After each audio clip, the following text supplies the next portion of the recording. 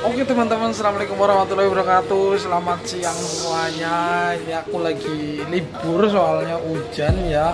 Ini aku cuma mau ngasih tahu buat teman-teman. Aku ngerekamnya ini dari dalam apa tuh ya, dari dalam kontrakan lah. Sekarang sekarang ini dari dalam kontrakan.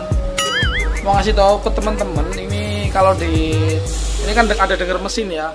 Kalau di Jepang itu apa namanya, ada kapal khusus pengeruk daerah pelabuhan. Kalau di Indonesia kan jarang dikeruk ya, kalau di sini kan dikeruk terus, jadi di istilahnya air laut itu nggak mungkin naik karena sering dikeruk ya. Ini aku akan ngasih tahu seperti apa ya ke teman-teman jenis kapal pengeruknya ya, buat teman-teman ini ya. Oke, seperti apa? Ayo kita lihat aja, cus.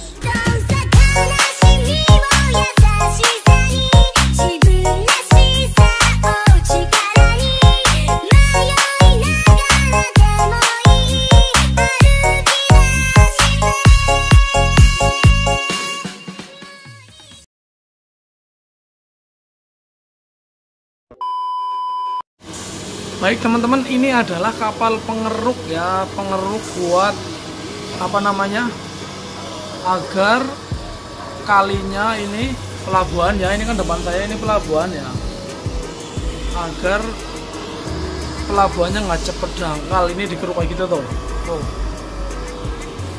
menggunakan kapal. Jadi satunya ada khusus penampung buat tanah liatnya itu tuh, diangkat kan, tuh ditaruh ke dalam baknya itu. Nah tuh, terus ngambil lagi. Nah, dan model kapalnya itu seperti ini teman-teman nih.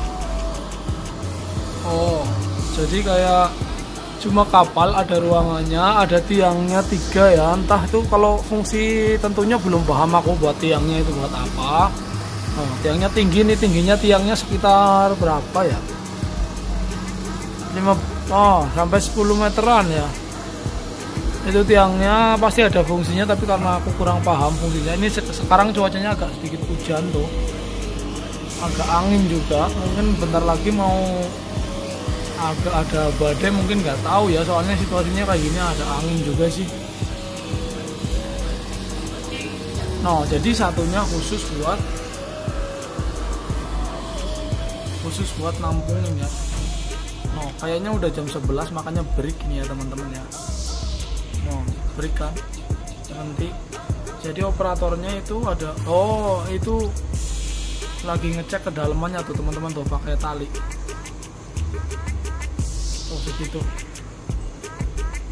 Nah, dicek itu, dicek kedalamannya. Nah, ini nanti kalau udah tahu dalamnya, soalnya kalau mau diukur pakai tangan kan nggak mungkin juga ya teman-teman ya, pakai tali. Dan ingat nih teman-teman, kalau apa namanya, kalau lumpur gitu itu gatel banget ya kalau kena badan ya. Jadi memang gatel banget kalau kena badan. Itu belakang tempat tidurnya kalau nggak salah itu namanya ya. Itu ada alat pengukur anginnya tuh. Nih, saya tahu anginnya datang dari mana.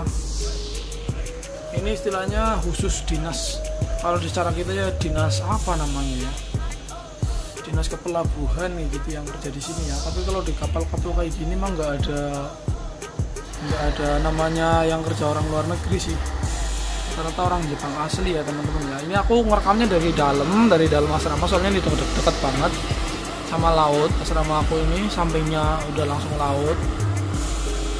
Nah, dikeruk kan, itu ada tandanya kan, masuk ke dalam ada 4 meter tuh. Jadi itu dalamnya nggak sampai 4 meter teman-teman. Dan di sini nanti buat sandar tuh, dan kapal-kapal kayak gitu tuh. Kalau nanti nggak dikeruk, nanti bisa bahaya. Soalnya bahayanya kenapa? Nanti kalau sampai kandas, itu akan bisa merusak mesin atau apanya gitu ya.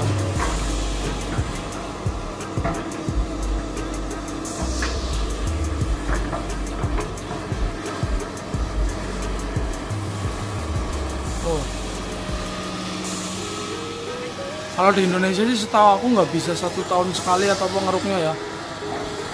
Jadi perlu biaya, dan juga pelabuhannya juga sangat beda. Kalau di sini udah semuanya ada pemecah ombaknya atau pelindung pelabuhannya kayak gini nih. Beda sama yang di Indonesia kan ada yang langsung cuma kali doang, pelong-pelongan gitu ya. ini udah ada penutupnya langsung gitu. Lah nanti ini teman-teman ya, lumpurnya nanti dibuang ke tengah laut ya. Jadi nanti yang kira-kiranya tempat itu bukan untuk penangkapan atau masih dalam, itu nanti lumpur-lumpur ini dibuang ke situ. Jadi nggak merugikan siapapun, bukan dibuang di darat itu ya. Jadi nanti kapal yang itu, yang kayak tongkang itu nanti ditarik ke tengah laut. Mungkin nanti ada pembuangannya di bawah. Lah itu dibuang di situ nih ya. Jadi ini alat beratnya ditaruh di atas kapal, canggih banget kan. Kalau nggak Jepang mah nggak muri apa aja, sulit lah buat mikirin kayak gini.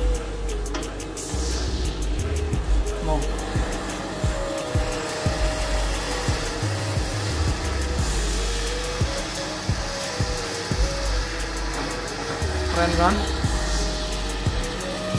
Itu di dalamnya ada satu orang yang ngendaliin itu alat itu ya.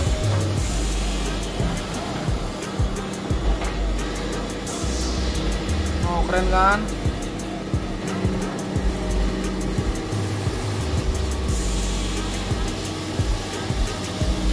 Kelihatannya memang yang diambil kayak air kayak gitu ya teman-teman. Padahal itu di dalamnya banyak itu tuh lumpurnya tuh, banyak banget kan?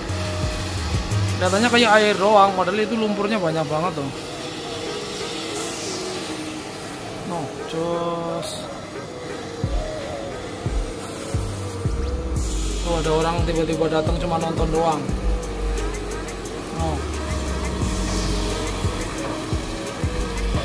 Disuntek. Lumpurnya kayak apa ya? Kayak paceran apa ya bahasa Indonesia ini ya. Ini di sini dilakukan setiap pelabuhan ya. Jadi pelabuhan sini kadang pokoknya mungkin ini spesialis untuk daerah Cibakeng. Jadi nanti kalau kadang ya tempat pengeruk ini kadang di sini kayak gitu ya teman-teman ya.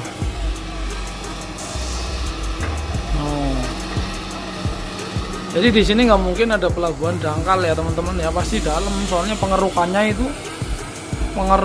itu terjamin, teratur gitu ya teman-teman ya. Itu deh kayak gitu deh. Jadi buat teman-teman yang belum tahu alat pengeruk atau kapal keruk untuk pelabuhan yang ada di Jepang ya seperti ini nih kapal keruknya nih. Kayak gitu. Nggak gede kok, paling ini lebarnya, panjangnya sekitar 30 meter, lebarnya sekitar berapa ya, 10 meter nggak sampai kayaknya, 6 meter 7 meter. Dan ini juga olah geraknya sedikit karena itu bergeraknya ditarik sama yang itu tuh, yang kecil itu ya, ditarik sama yang kecil itu. Mungkin tadi yang video kapal keruk Jepang udah aku kasih tahu seperti apa. Jadi biar lebih tahu teman-teman mengenai kapal keruk Jepang seperti apa, yaitu seperti itu ya teman-teman ya. Jadi kapal keruknya seperti itu, panjangnya paling sekitar panjangnya 30 meter, lebarnya sekitar 7 meter. Itu juga olah geraknya sangat sedikit.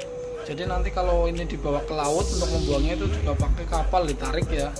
Karena yang untuk tanah liatnya tadi itu enggak, yang wadahnya itu enggak ada mesinnya ya teman-teman ya. Mungkin seperti itu. Jadi biar lebih tahu kenapa itu perikanan Jepang maju, kenapa pelabuhannya maju ya, karena alat-alatnya itu canggih ya teman-teman ya. Jadi buat semuanya, sampai jumpa di video selanjutnya. Masih tetap di Alvin TV, TV-nya mau kebumen, mau kerujukan, mau di TV pastinya. Wassalamualaikum warahmatullahi wabarakatuh.